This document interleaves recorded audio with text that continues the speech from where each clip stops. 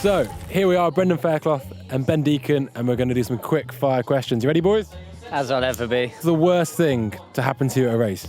I don't know, but what comes to mind is here 2 years ago with John O'Jones. He flew all the way from London just to this place for a week. Rode all the event, rode all the practice, went up for his finals run, forgot his timing chip. So they didn't let him ride. So he came to New Zealand for 6 days for no reason. What's the worst thing to happen to you at a race? When I was leading the EWS here 2 years ago, my dropper got stuck up. It's probably a sore subject, eh?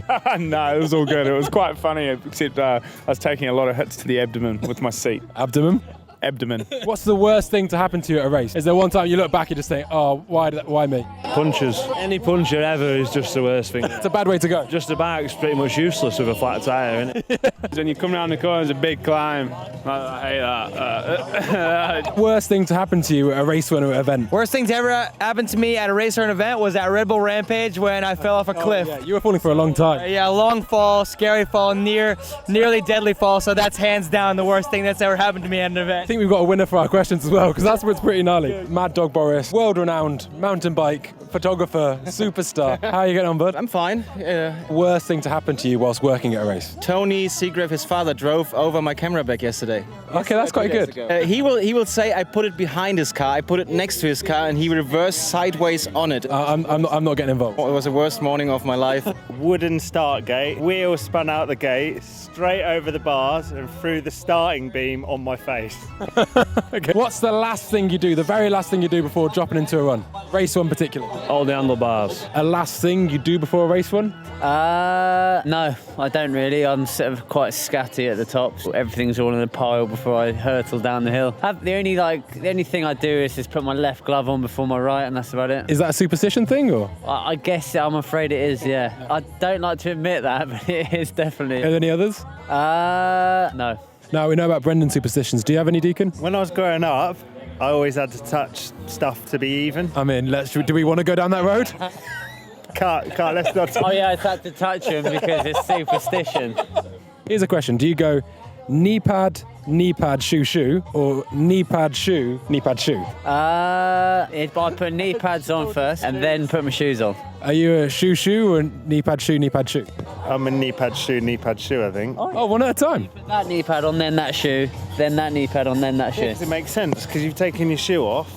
I do this little dance. Nice. Yeah. I think I've seen you up top with the hula hoop, eh? No, it's just my hands. I put my goggles on at 15 seconds and then I do this little thing with my hands and go out the gate. And then you put your knee pad on and then you put your shoe on.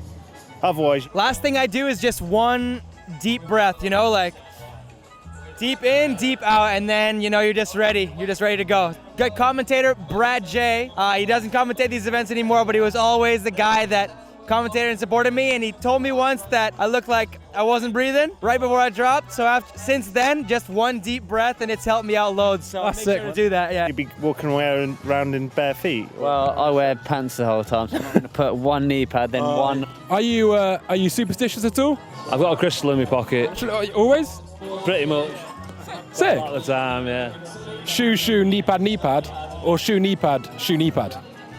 Knee pad, shoe. Knee pad, shoe. Because this is splitting the crowd. I'm a knee pad shoe, and sometimes I put the second shoe on without a knee pad. I'm like, oh, this is the error. What about your socks? That's a whole different kettle of fish.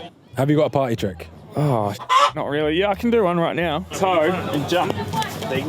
Through like that. Oh, that's pretty good. And I can do this. Oh, okay. And I can go like this. Oh, you do. You got three. Impressive. Got any party tricks? Anything you crack out on a big night? Hey. I'd say the party trick that always happens is a worm. Mine's more of like a worm to like knee bang, like there's no worm or no athleticness about it. Oh my word. Oh, gone. Just like that. Well done. That was. If you can't say anything mean, you shouldn't say anything, eh? And that was great. Can you top that? I can't top that. How can we top that? That's like the icing on the cake. Party trick. I like the good old standing backflip. Oh my god! That gets the dance circle amped up. Yeah. And do you do gymnastics when you were younger? When I was real small, I did gymnastics. I think it helps me out a lot with the flips nowadays. So when I was little, up until like 10 years old, I was a big gymnast. Who do you think is the most underrated rider? Ooh, that's hard to say. There's a lot of underrated riders out here in mountain biking in general. I got to think about this one. Thinking. I'll stick to the slope style, and I'll say this is a tough one because there's just so many guys that I want to shout out. Say is Anthony Mazziri. That man's power and skills on a bike wow me every time he goes out there, and yeah, I'm gonna say as of right now, he's the most underrated guy. I don't know who, he's not underrated at all, but I've been very impressed with Elliot Heap's bike skills. Yeah, wow.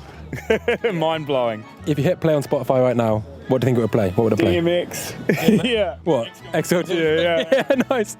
So good. Or Rough Riders Anthem, or I think it's called. Got a playlist on Spotify called G-Roller. We were playing it yesterday, but some of the people on the trackside were a bit shocked by the lyrics. I don't know, seriously, it probably was an audiobook to fall asleep last night. Oh, nice. Fragezeichen, Codename Cobra. I listened to it. I'm not even going to insult you by trying to pronounce that. Die drei Dragenzeichen Tode. Some sort of deep bass rap, some sort of Travis Scott, something heavy on the bass vibes. That's the best thing to listen to before riding. That's what I was listening to before today's sesh. Do you think you could survive without mechanical assistance, doing it all on your own? I reckon, yeah. Yep. Well, I have the last 33 years, so there's no change there. I've seen you skulking around the pits before asking for a point in the right direction. Yeah, like, does the tire roll that way or that way? Yeah, but my setup would change dramatically. Last time I didn't have a mechanic. I had a zero, and my bike weighed about 45 pounds, but it didn't break. If you weren't a pro mountain biker, what would you be?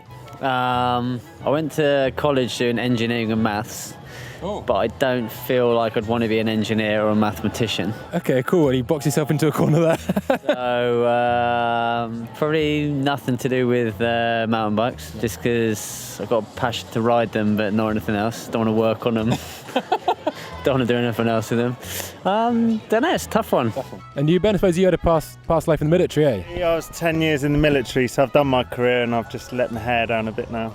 So, yeah. Well. Cold-blooded. The cameraman's got a voice, hasn't he? Whoa! Everyone's got an opinion, eh? Right.